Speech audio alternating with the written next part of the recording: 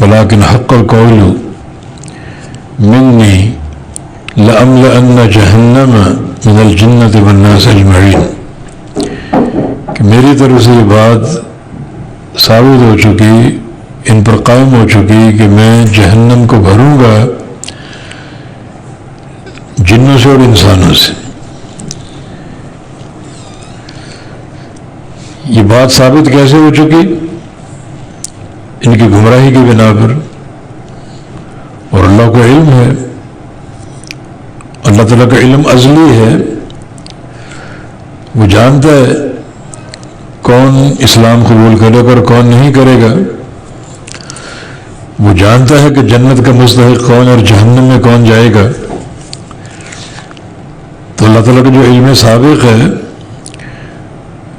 ہر شے جانتا ہے اس کے وقوع سے قبل، 10 سال بعد کیا ہوگا، 100 سال بعد کیا ہوگا، 1000 سال بعد کیا ہوگا،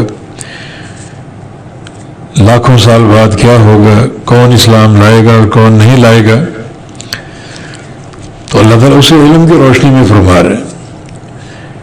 کہ ان میں سے اکثر لوگوں پر یہ بات ثابت ہو چکی، قائم ہو چکی، بات اللہ کے عذاب کی۔ فہم لا یؤمنون، پس وہ ایمان نہیں لائیں گے، وہ ایمان لانے والے نہیں ہیں، یہ ہم جانتے ہیں۔ پھر بھی رسول بھیجے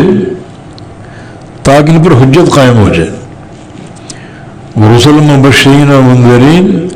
لئلا یکون للناس علی اللہ حجۃ بعد الرسل، ہم نے رسول بھیجے ڈرانے والے، خوشخبری دینے والے،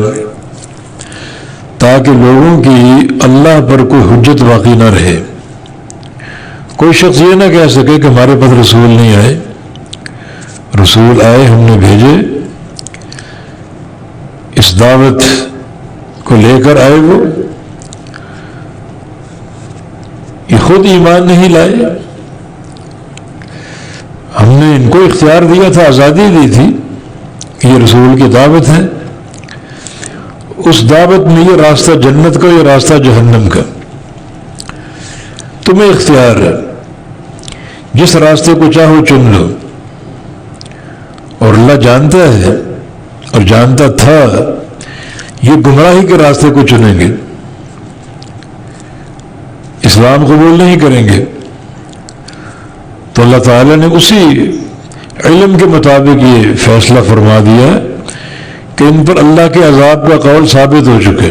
کہ ایمان نہیں لائیں گے، اللہ جانتا ہے۔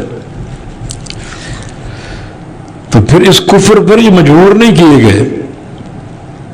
ان کے پاس رسول آئے، دعوت آئی، ان تک پہنچائی گئی، ان پر حجت قائم ہو چکی ہے،